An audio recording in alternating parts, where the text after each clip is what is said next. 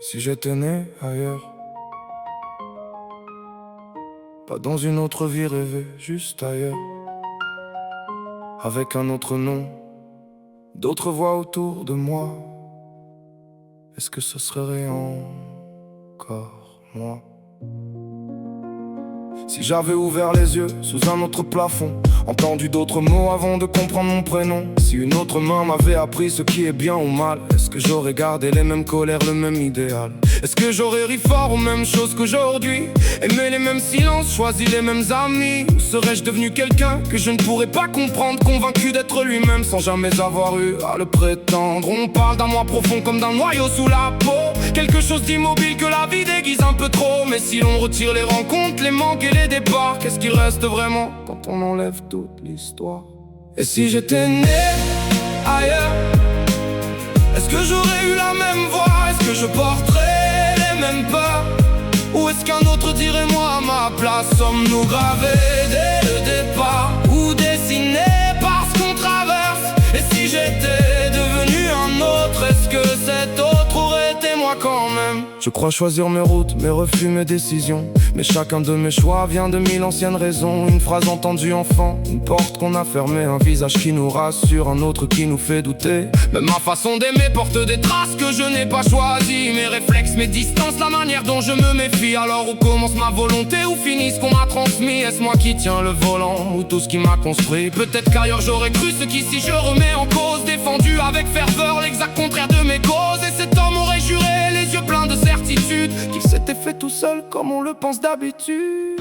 Et si j'étais né ailleurs, est-ce que j'aurais eu la même voix? Est-ce que je porterais les mêmes peurs? Ou est-ce qu'un autre dirait moi à ma place? Sommes-nous gravés dès le départ ou dessinés par ce qu'on traverse? Et si j'étais devenu un autre, est-ce que cet autre aurait été moi quand même? Il existe peut-être quelque chose avant toutes les influences, une façon d'être au monde, une première inclinaison. Mais même une graine ne pousse pas pareil selon la terre, selon la pluie qu'elle reçoit, selon l'espace et la lumière. Je ne suis peut-être ni un destin déjà terminé, ni une page vide que les autres auraient remplie. Je suis l'endroit précis où le hasard et mes choix se sont rencontrés assez longtemps pour fabriquer moi. Mais cette réponse elle-même vient de la vie que j'ai connue. Un autre moi ailleurs l'aurait peut-être combattu. Alors lequel serait le vrai, lequel serait l'imposteur? Celui qui porte mon visage ou celui qui aurait eu mon cœur? Je n'ai pas choisi le début, ni la langue de mes premières pensées. Peut-être que ma liberté commence seulement dans la façon dont je décide de continuer. Mais même cette décision, d'où vient-elle exactement? De moi ou de tout ce qui m'a appris à répondre ainsi?